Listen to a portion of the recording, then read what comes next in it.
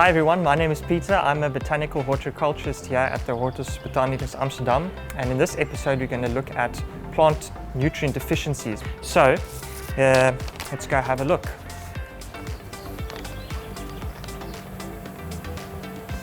Often people only say, what's wrong with my philodendron, and they send a picture of an unhappy plant.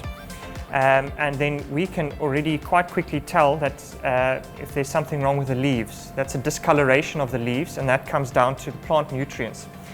And if you want to identify what nutrients your plant needs, it's handy to have a little chart like this, because a leaf could just be yellow, and it could be yellow for any reason, but different deficiencies appear differently on the plants. So it's useful to have a chart like this. So just as humans need nutrients, plants also need nutrients. And then like we need vitamins and minerals, plant need their microelements. And both for humans and for plants, microelements and vitamins are usually needed in smaller quantities but are equally as important. So if we look at some of the plants growing here, we can very quickly see that something's going on. In this ficus, for example, if we compare this to the chart, you can see that this looks to me like a copper deficiency actually. But then if you look at lower down at the older leaves, these are quite green leaves, so there we don't have a macro element deficiency. But if you come around and look at this leaf, this is also a kind of fig tree. This is a nitrogen deficiency, so a macro element deficiency. It's not always easy to straightforward identify these things even using a chart. So what we do here is we just give a general microelement mix which contains all the things. So it's kind of like a human taking a multivitamin. So what I have here is worm castings, or what's more commonly called vermicompost. And this stuff is very good for the soil. It's very good soil conditioner and very high in microelements.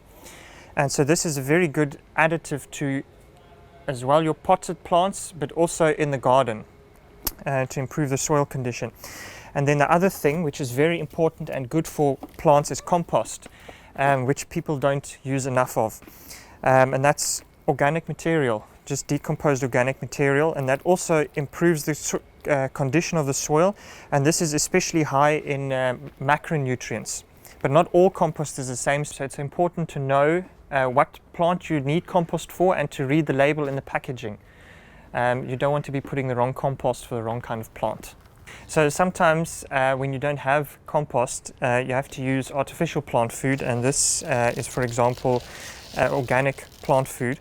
And this you can use for your garden as well as your pots. And in pots it's especially more useful because you can't always add as much compost to your pot as you would to a garden. So here's another example of a plant with a nutrient deficiency. But what's important to know is often what looks like a nutrient deficiency could also be a problem at the soil level with the roots not functioning properly. So in this case, this could be a nutrient deficiency, or it could be a root problem, because right next door is its neighbor is basically sharing the same soil, and it's a perfectly wonderfully green, healthy plant. So in this case, you'd have to do a bit more investigating to find out what's going on with the plant itself. So here we are in the rhododendron garden, and this is a place where healthy soil and nutrient deficiencies and these sort of things really show up quite quickly. One reason why soil can become nutrient deficient is if it's very sandy. Sandy soil doesn't hang on to nutrients very well, including the micronutrients.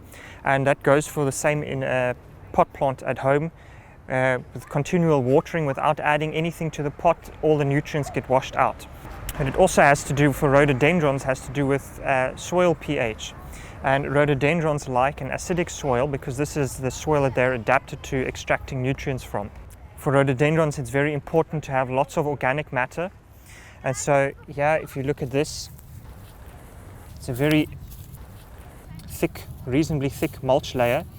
And that keeps the soil moist and cool, and for the rhododendrons which like that, and there's also lots of organic matter in there. So if you dig down, it's all, look at that.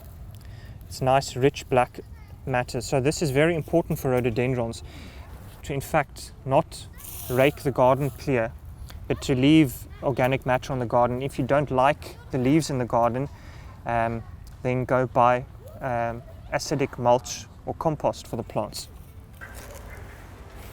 That's quite nice actually. So to conclude, plant nutrients in the form of macronutrients or micronutrients are equally important for good plant health. The deficiencies show up in the discoloration of the leaves, but a good way to prevent this is to always fertilize your plants regularly, have a good program to fertilize your plants and to add micronutrients. And if you're in an open garden situation, compost usually fixes quite a lot of problems. After that, you can add extra things like fertilizers and liquid elements to the problem. So thanks for watching. See you next time.